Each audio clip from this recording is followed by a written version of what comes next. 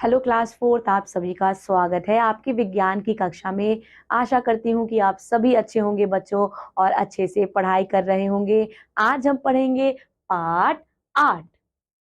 बच्चों, पिछले पार्ट में हमने क्या पढ़ा था? पिछले पार्ट में हमने मिट्टी के बारे में पढ़ा था और उसके कंजर्वेशन के बारे में पढ़ा था। आज हम पढ़ेंगे मिट्टी तथा फसलें। आज हम पढ़ेंगे बच्चों अनेक प्रकार की मिट्टी के बारे में और कौन सी मिट्टी में किस प्रकार की फसलें उगाई जाती हैं उनके बारे में भी पढ़ेंगे। पार्ट 8, मिट्टी तथा फसलें, सॉइल एंड क्रॉप्स। मिट्टी उपयोगी प्राकृतिक संसाधनों में से एक है जिसकी पौधों को अपनी वृद्धि करने के लिए आवश्यकता होती है। यह पृथ्वी की सबसे ऊपरी परत होती है। पूरी मानव जाति भोजन के लिए मिट्टी पर की जाने वाली खेती पर निर्भर होती रहती है। इस पाठ में हम मिट्टी के निर्माण प्रकार व फसलों के विषय में जानेंगे। मिट्टी मिट्टी पृथ्वी का ऊपरी भाग है। पृथ्वी की चूर्ण रूपी ऊपरी मुलायम परत उपजाऊ मिट्टी होती है। बच्चों, जो टॉप सॉइल होती है ना, सबसे अबव सॉइल होती है, वो सबसे ज्यादा फर्टाइल, सबसे ज्यादा उपजाऊ होती है। यहाँ चट्टानों के अति सूक्ष्म कणों, सड़े गले पौधों व मिट्टी जंतुओं के मिश्रण से बनी होती है। ये किससे बनी होती है बच्चों? मिट्टी जो है वो रॉक से बनती है, ठीक है। और डेड एंड डिकेड, सड़े गले एलिमेंट से बनती है। चट्टानों के अति सूक्ष्म कण, छोटे छोटे बच्चों जो कण होते हैं, सड़े गले पौधे व मृत्यु जंतुओं के मिश्रण से बनती है। बड़ी बड़ी चट्टानें टूटकर जब पानी के बहाव के साथ नदियों में रगड़ते हुए बहती हैं, तो ये और छोटे छोटे कणों में टूटती चली जाती हैं और मिट्टी का रूप धारण कर लेती हैं। नदियों द्वारा बहकर लाई गई मिट्टी काफी रेतीली होती है। अब हम पढ़ेंगे बच्चों मिट्टी का निर्माण, यानी कि सॉइल फॉर्मेशन। मिट्टी चट्टानों के छोटे छोटे टुकड़ों के टूटने से बनती है। इन टुकड़ों को जल या हवा बहाकर ले जाती है तथा टुकड़े एक दूसरे के साथ घिस घिस कर मिट्टी का निर्माण करते हैं। किसकी प्रेजेंस में? सूर्य की ऊष्मा, पवन, जल तथा बर्फ भी मिट्टी का निर्माण करने में सहायता करते हैं। चलिए देखते हैं बच्चों कैसे जो है हमारी मिट्टी बनती है। मिट्टी के निर्माण को प्रभावित करने वाले कारक। चलिए के कारक को पढ़ेंगे, कितने अच्छे से आपके पुस्तक में आपको समझाया गया है। ठीक है, स्टार्ट करते हैं यहाँ से। नंबर 1, जनक शैल, रंग, गठन, रासायनिक गुणधर्म, खनिज मात्रा, पारगम्यता को निर्धारित करती है। उच्चाव, तुंगता और ढाल मृदा के संचय को निर्धारित करती है। वनस्पति जात, प्राणी जात और सूक्ष्म जीव ह्यूमस निर्माण की दर को प्रभावित करते हैं। जलवायु, तापमान, वर्षा, अपक्षय और ह्यूमस निर्माण की दर को प्रभावित करते हैं। समय, मृदा परिच्छेदिका की मोटाई को निश्चित करता है। बच्चों, अब ये आपके पाठ से रोचक तत्व है। मार्क 1 सेंटीमीटर मिट्टी के बनने में सैकड़ों वर्ष लग जाते हैं। कितने वर्ष लग जाते हैं बच्चों? सैकड़ों। इसीलिए पिछले पार्ट में हमें बताया गया था कि मिट्टी का संरक्षण करना, कंजर्वेशन ऑफ सॉइल कितना ज्यादा जरूरी है, क्योंकि इतना समय लगाती है मिट्टी बनने में। मिट्टी के प्रकार, अब हम पढ़ेंगे बच्चों मिट्टी के प्रकार। मिट्टी जो है वो 2 प्रकार की होती है। कितने प्रकार की होती है बच्चों? मिट्टी जो है वो 2 प्रकार की होती है, बलुई मिट्टी और चिकनी मिट्टी। सॉरी बच्चों, 3 प्रकार की होती है, दोमट मिट्टी। ठीक है, मिट्टी के मुख्यतः 3 प्रकार होते हैं, मेरे साथ दोहराइए। बलुई मिट्टी, चिकनी मिट्टी और दोमट मिट्टी। चलिए बच्चों, सबसे पहले हम पढ़ेंगे सैंडी सॉइल, बलुई मिट्टी के बारे में। बच्चों, जो बालू से बनती है ना, बलुई मिट्टी होती है, उसे सैंडी सॉइल कहते हैं। ये मुख्यतः कहाँ बच्चों कैसे बनती है?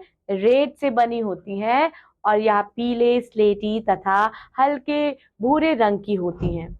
यह अधिक जल नहीं रोक सकती और इसके कण बच्चों दूर दूर होते हैं तथा इन कणों के बीच बहुत वायु होती है और यह मिट्टी अधिकांशतः रेगिस्तान तथा समुद्र तटीय मैदानों में पाई जाती है। ये बच्चों आपको तस्वीर दी गई है आपकी सैंडी सॉइल की।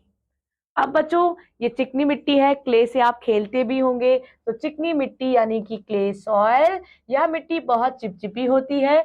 इसका प्रयोग मिट्टी के बर्तन तथा खिलौने बनाने में होता है। चिकनी मिट्टी के कण बहुत निकट होते हैं और इन कणों के बीच में बहुत कम स्थान होता है। यह बहुत अधिक जल रोक सकती है। अब बच्चों क्या है, चिकनी मिट्टी यानी कि क्लेई सॉइल की तस्वीर आपको दी गई है। अब क्या है, दोमट मिट्टी यानी कि लोमी सॉइल। ये जो मिट्टी है चिकनी तथा रेतीली मिट्टी के मिश्रण से बनती है। यह वायु तथा जल दोनों को रोक सकती है। दोमट मिट्टी फसलों के लिए अधिक उपजाऊ होती है। ह्यूमस पेड़ पौधे के सड़े गले अंश, कीड़े मकोड़ों से के सड़े गले अंश तथा कुछ अन्य सामग्री जो मिट्टी में मिली होती है, ह्यूमस कहलाती है। यह वायु तथा जल दोनों को रोक सकती है। दोमट मिट्टी फसलों के लिए अधिक उपजाऊ होती है। ह्यूमस पेड़ पौधों के सड़े गले अंश, कीड़े मकोड़े के सड़े गले अंश तथा कुछ अन्य सामग्री जो मिट्टी में मिली होती है, उसे बच्चों हम ह्यूमस कहते हैं। और इन सबको मिलने से मिट्टी जो है वो उपजाऊ यानी कि फर्टाइल बनती है। यहाँ बच्चों आप तस्वीर देख सकते हैं, ये दोमट मिट्टी है, ये लोमी सॉइल है। चिकनी मिट्टी रेत और ह्यूमस के मिलने से दोमट मिट्टी बनती है। यह मिट्टी फसल के लिए अच्छी मानी जाती है। बच्चों पाठ से रोचक तत्व आपको दिया गया है। ह्यूमस मिट्टी में मिले वे आवश्यक खनिज लवण होते हैं जो पौधे की वृद्धि में सहायक होते हैं। ये खनिज लवण खरपतवार, कूड़ा करकट व पशुओं के मूल मूत्र द्वारा उत्पन्न होते हैं। बच्चों अब ये देखिए एक्टिविटी आपको दी गई है जो आपको अच्छे से पढ़नी है और याद करनी है। मिट्टी की उर्वरता की सुरक्षा के लिए सावधानियां, protections, precautions to protect soil fertility. बच्चों सॉइल की फर्टिलिटी, जब सॉइल फर्टाइल होगी तब बच्चों किसान के लिए अच्छा होगा कि वो ज्यादा से ज्यादा अनाज उस पर ग्रो कर पाएंगे, क्योंकि फर्टाइल मिट्टी ही सबसे ज्यादा बेस्ट मानी जाती है किसान के खेती के लिए। मिट्टी की उर्वरता को बनाए रखने के लिए हमें निम्नलिखित बातों का ध्यान रखना चाहिए। नंबर 1 क्या है बच्चों, नंबर 1 आपका है फसल चक्र यानी कि क्रॉप रोटेशन। क्या होता है क्रॉप रोटेशन?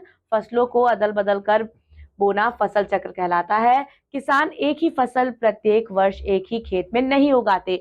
ये नहीं है कि बच्चों एक खेत है उसमें बार बार एक ही फसल उगानी है, एक ही फसल उगानी है, एक ही क्रॉप्स उगानी है, नहीं।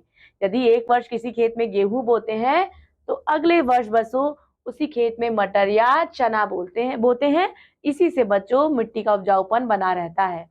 रासायनिक खाद, केमिकल फर्टिलाइजर मिट्टी को उपजाऊ बनाने के लिए मिट्टी में उर्वरकों को मिलाया जाता है। मिट्टी में कंपोस्ट खाद व नाइट्रोजन, कैल्शियम तथा फॉस्फेट आदि खादें डालने से मिट्टी की उर्वरक शक्ति काफी बढ़ जाती है।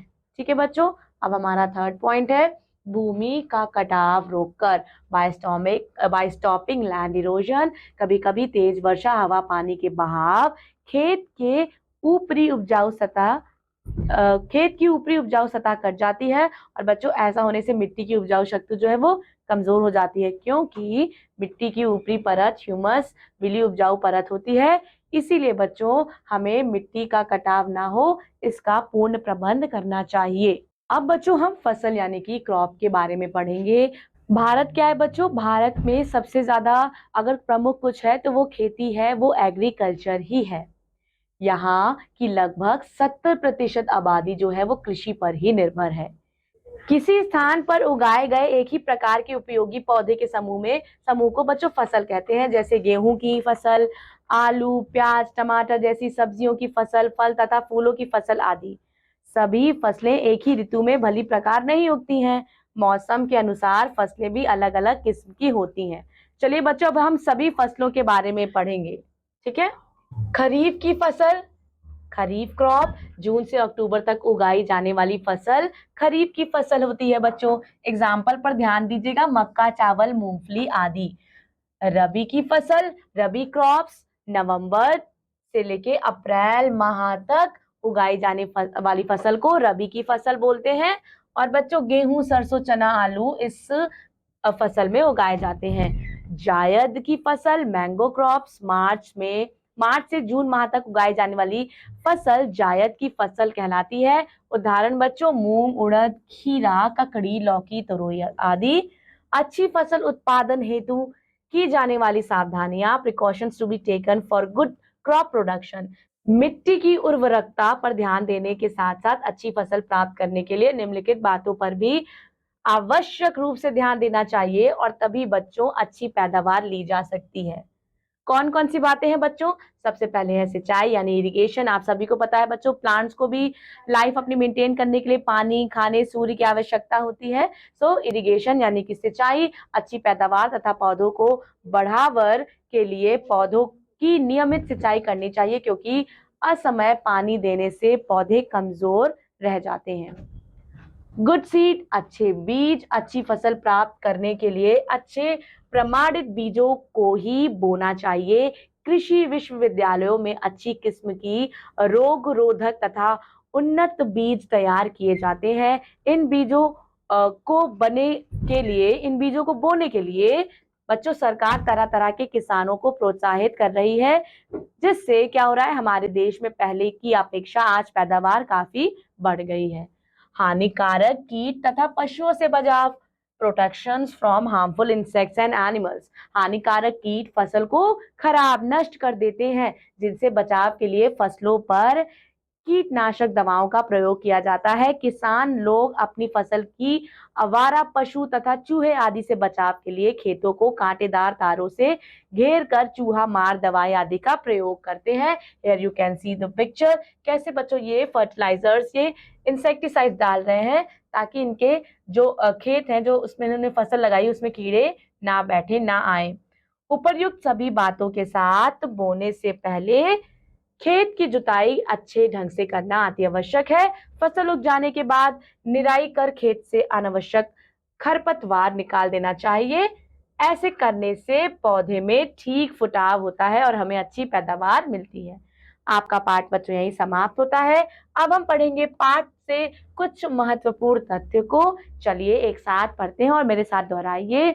मिट्टी उपयोगी प्राकृतिक संसाधनों में से एक है। मिट्टी चट्टानों के छोटे छोटे टुकड़े के टूटने से बनती है। मिट्टी पृथ्वी की ऊपरी परत है जो अधिकांश पृथ्वी को ढके है।